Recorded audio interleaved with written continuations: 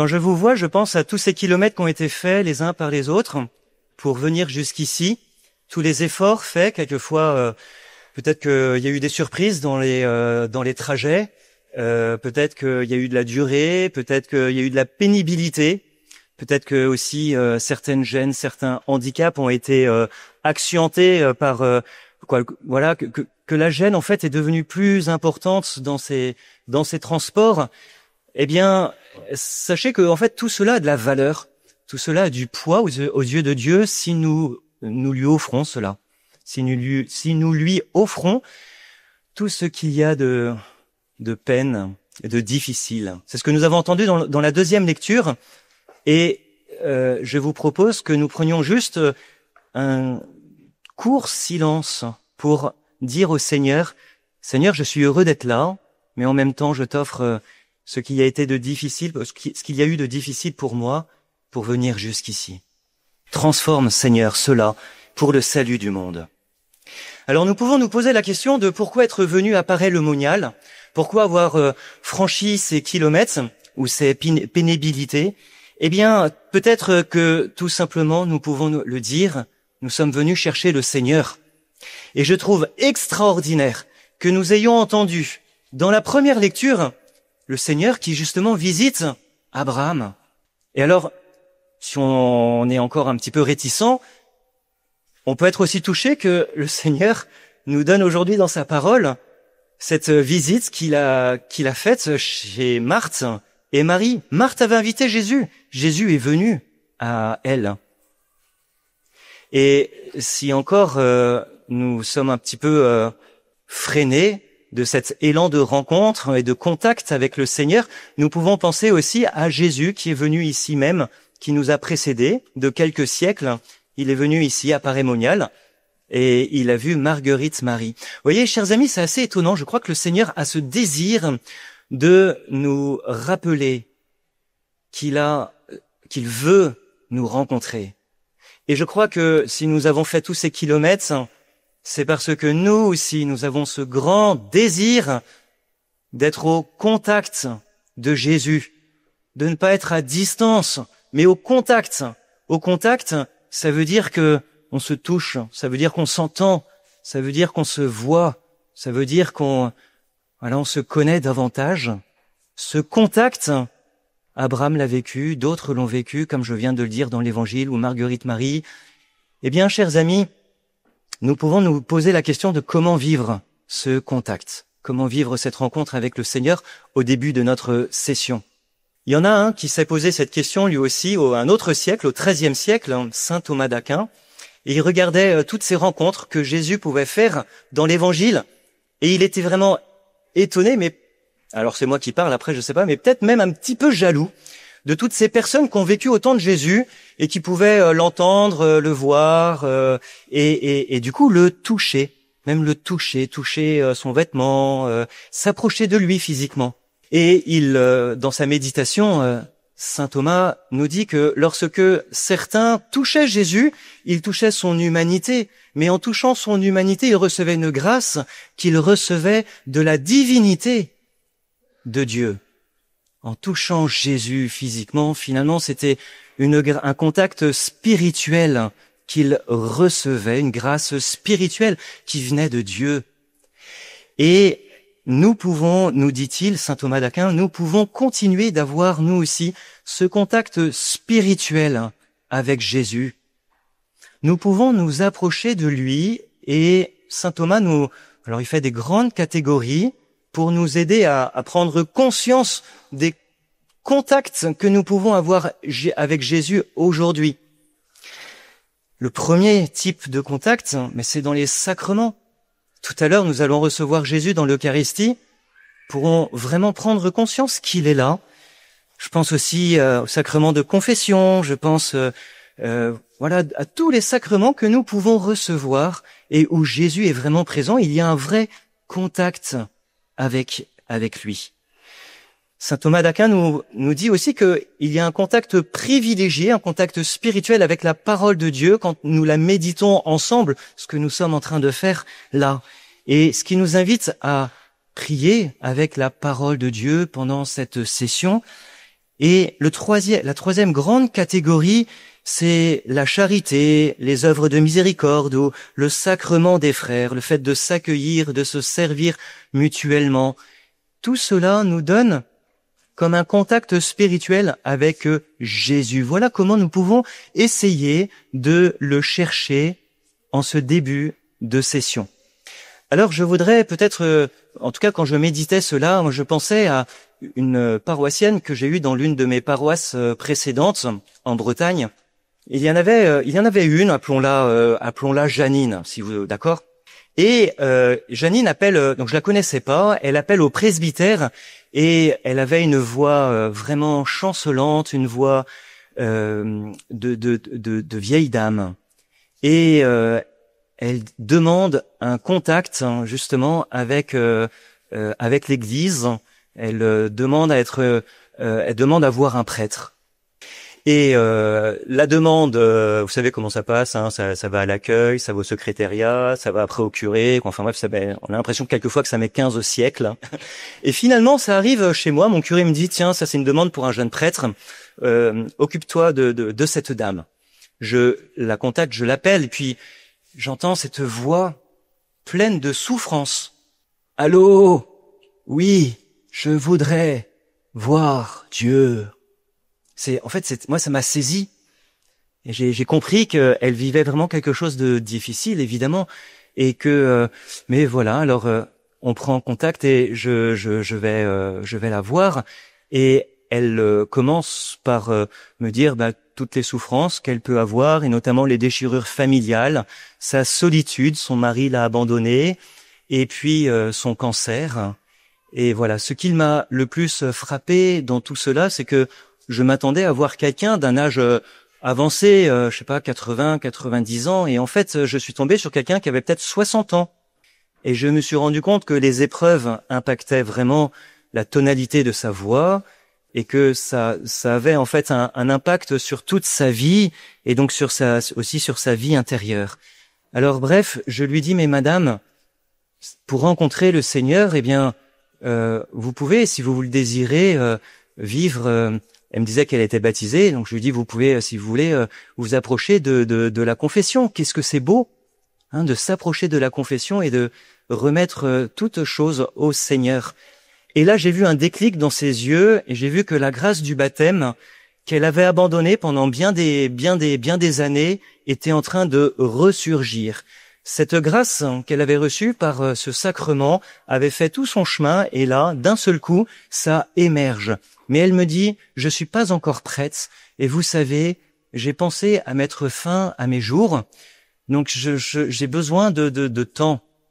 Alors je lui dis tout simplement, est-ce que, avant de partir, est-ce que vous pourriez me donner ces instruments, que vous avez peut-être chez vous, si vous avez pensé à un acte terrible envers votre vie? Elle allait chercher en fait tous les instruments qu'elle avait dans son placard, et elle me les a mis dans un sac, elle me les a donnés. Et j'ai compris là que le Seigneur avait déjà fait un premier contact avec cette dame que je tenais dans ce sac, un élément de victoire du Seigneur. Et l'histoire ne s'arrête pas là, parce que évidemment elle rappelle, elle a le désir d'aller plus loin, et voilà qu'elle vit la confession, et finalement elle reçoit le sacrement des malades au cours d'une messe de semaine où personne ne la connaissait. Et ce qui est très étonnant, c'est que en lui donnant l'onction, j'avais l'impression que le Seigneur rejoignait tout le monde dans l'assemblée. Le contact qui était fait avec cette dame venait réparer son cœur et toutes ses blessures. Le contact qui avait été fait par l'onction, par le sacrement, par l'amour de Dieu qui vient de son cœur, il venait opérer des changements dans la vie de cette dame. Mais plus que cela, ce contact se répandait dans toute l'assemblée. Et je voyais mes paroissiens, quelquefois j'avais l'impression qu'ils étaient un petit peu figés à la messe, ou qui participaient, alors peut-être que je me trompais complètement, évidemment, hein. Mais ils étaient en pleurs. Et c'est là où je voyais vraiment cette onction se répandre sur toute l'assemblée au final. Ce petit témoignage, qui moi m'a bouleversé, montre vraiment que le Seigneur est là, et qu'il vient, que l'alliance avec lui que nous avons entendue dans la première lecture avec Abraham, cette alliance est réelle et qu'elle nous permet un contact spirituel avec Jésus vivant, un contact que nous pouvons vivre aujourd'hui au XXIe siècle. Merci mon Dieu pour cela. Mais alors, il y a peut-être une attitude qui est mise en valeur dans les lectures de ce jour et qui peuvent nous aider dans ce début de session. C'est très simple. C'est l'intériorité. En fait, c'est très simple. Et vous savez, le danger des choses très simples, c'est qu'on se dit c'est tellement simple que c'est bon, on coche la case, on dit c'est bon, ça j'ai fait. En fait, c'est là le danger. C'est que on ne croit pas forcément que, en mettant notre attention sur les choses simples, nous pouvons recevoir tous les bienfaits d'un contact avec le Seigneur. Je pense à ce général, un grand général de l'armée syrienne, Naaman, qui était lépreux et qui a demandé une guérison, un contact aussi, on va dire, avec Dieu. Et on lui a dit, va te jeter dans le fleuve. Et au début, il n'a pas voulu le faire parce que c'était trop simple. Il s'est dit, mais comment quelque chose d'aussi simple, en fait, peut m'apporter autant de bienfaits? Alors, il est passé à côté. Mais heureusement, quelqu'un lui a dit, non, vas-y, fais-le. Et en fait, il l'a fait. Et ça a été l'occasion pour lui de rencontrer le Seigneur et d'ailleurs d'être guéri. Cette intériorité qui est si simple est quelque chose de vrai, quelque chose de profond. Il s'agit, comme nous dit un auteur que j'aime beaucoup, Romano Guardini, de vivre et de regarder tout événement avec le cœur. De ne pas rester à l'extérieur des choses, mais de regarder avec le cœur, avec une profondeur. On peut être impressionné quand on vient apparaître par la qualité des grandes prestations. Oh, dis donc, ils ont 2 écrans géants. Et le son, il est quand même pas mal. Et on peut être intéressé, nos yeux peuvent être accrochés par des effets extérieurs. Eh bien, allons chercher aussi l'intériorité des choses, l'intériorité des événements. On va prendre un petit exemple. On peut lire la première lecture avec un regard extérieur. Et alors on se dit, Abraham est là, il a vu ces trois hommes passer à côté de sa tente. Il a couru et puis il a tout fait pour les accueillir. Et puis en fait, il est quand même habile, Abraham, parce qu'en fait, tout ce qu'il a dit, il a été voir Sarah et puis des serviteurs en disant, c'est vous qui allez vous en occuper. En fait, finalement, du coup, Abraham, qu'as-tu fait? T'as rien fait. Mais en fait, en réalité, si on regarde avec profondeur, c'est-à-dire si on essaye de chercher le cœur d'Abraham, si on essaye d'aller chercher sa démarche intérieure, eh bien, nous pouvons voir qu'Abraham a dit cette phrase extraordinaire qui dit tout. Mon Seigneur, ne passe pas sans t'arrêter près de ton serviteur. Alors ça, je crois qu'on peut garder ça pour aujourd'hui. Mon Seigneur, ne passe pas sans t'arrêter près de ton serviteur. Vous voyez, dans cette prière, il y a tout ce désir d'une proximité avec Dieu, même d'un contact avec lui. Eh bien ça change tout. Et de même dans l'évangile, avec Marthe et Marie, Marthe avait invité Jésus. C'est Marthe qui avait fait l'invitation. Et Marthe, fait tout pour recevoir Jésus et que ça se passe bien. Et il y avait sa sœur qui était là, Marie, et Jésus, souligne aussi cette qualité extraordinaire de l'attention qu'elle a à ses paroles. Et cette qualité intérieure de présence, ça veut pas discréditer le service. On peut tout à fait faire un service avec intériorité, mais ça veut dire aussi pour nous, dans notre session, d'être bien conscient de l'importance de moments off, de moments de silence, des moments de prière, des moments où nous ne sommes pas dans l'agitation ou dans l'extériorité, mais des moments vraiment d'intériorité. Et il y a ici une clé à bien avoir dans notre cœur en ce début de session. Marie, nous dit Jésus, a choisi la meilleure part. Il faut être conscient que dans notre quotidien, de plus en plus, nous sommes stimulés par l'extériorité. Nous avons beaucoup de sollicitations extérieures qui quelquefois nous font vivre un peu en dehors de notre cœur. Et donc c'est un exercice de choisir l'intériorité. Jean-Paul II déjà, Saint Jean-Paul II disait que l'homme contemporain est souvent perturbé, divisé, presque privé d'un principe intérieur qui crée l'unité et l'harmonie de son être et de son agir. Malheureusement, des modèles de comportement assez répandus amplifient sa dimension rationnelle, technologique ou à l'inverse, sa dimension instinctive. C'est intéressant d'entendre ça parce que en nous disant cela, c'est le pape François qui cite Saint Jean-Paul II dans l'encyclique Dilexit Nos sur l'importance du cœur humain et divin du Christ et aussi sur l'importance de vivre les choses nous avec notre cœur. Et du coup, Saint Jean-Paul II nous dit que le cœur est ce lieu qui unifie tout ce que nous vivons intérieurement et extérieurement. Et que du coup, nous pouvons faire attention à ne pas être seulement dans la dimension rationnelle, c'est-à-dire uniquement dans la compréhension des choses. Ah, dis donc, c'était un très beau topo, ce que nous avons entendu tout à l'heure, et en fait, j'ai très bien compris le grand 1, grand 2, grand 3. Mais en fait, est-ce que c'est venu toucher quelque chose intérieurement?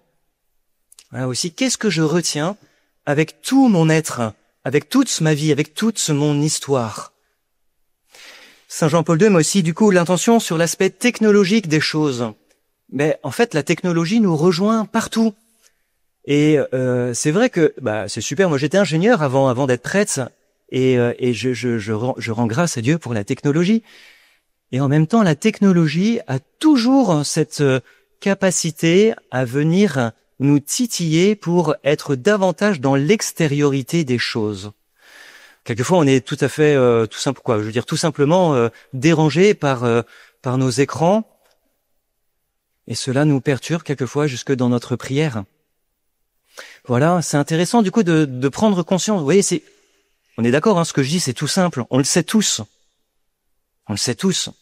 En fait, l'invitation, c'est d'essayer de vivre ça réellement et encore plus en ce début de session. À l'inverse, il y a un autre danger de vivre les choses extérieurement, mais sous un pseudo déguisement. On ne cherche qu'à vivre les choses avec sentimentalisme. On a l'impression du coup de vivre les choses avec intériorité, mais en réalité les sentiments restent encore superficiels et du coup on a besoin de plonger davantage. Bref, chers amis, du coup, ce qui est important, c'est de rechercher cette intériorité, de rechercher le contact avec le Seigneur, avec cette intériorité. Alors, je terminerai peut-être juste par un tout petit témoignage qui m'était arrivé quand j'étais plus jeune et où je vivais une passe de ma vie un peu difficile. Mon père était gravement malade et ma grand-mère était passée dans le coin, les saintes grand-mères, et qui me disait, elle voyait bien vraiment que j'étais pas bien du tout. À la maison, c'était pas joli, c'était difficile à vrai dire à cette époque-là. Et ma grand-mère me dit, cherche le Seigneur. Va chercher le Seigneur, Ludovic. Va au fond de ton cœur, le chercher, tu vas voir qu'il est là. Et alors, j'étais un enfant à ce moment-là, avec toutes mes forces, j'ai été le chercher. C'était hyper simple en fait. Et le soir, à chaque fois, je cherchais le Seigneur au fond de mon lit, sous ma couette. Je priais avec tout ce que j'avais. Et le nombre de fois où j'ai été rejoint par le Seigneur d'une manière ou d'une autre, de manière simple, et en fait, le Seigneur, donne cette consolation. Seigneur permet un contact spirituel, une rencontre. Le Seigneur est là, et donc nous pouvons le chercher. Dans cette session, du coup, peut-être faisons attention aux gestes qui nous paraissent anodins. Vous savez, un signe de croix. Nous pouvons le faire avec intériorité. Quand le Seigneur est exposé devant le Saint-Sacrement, nous pouvons nous mettre à genoux devant lui, si nous le pouvons, ou incliner la tête. Nous pouvons prendre conscience de la présence de Jésus. nous pouvons évidemment nous confesser, nous aurons l'occasion de le faire ce soir, pour vivre ce cœur à cœur avec le Seigneur. Voilà, c'est tout simple. Tout ça, c'est tout simple. Mais prenons maintenant cette décision de vivre les choses avec profondeur. Seigneur, ne passe pas à côté de nous, mais arrête-toi chez chacun d'entre nous. Amen.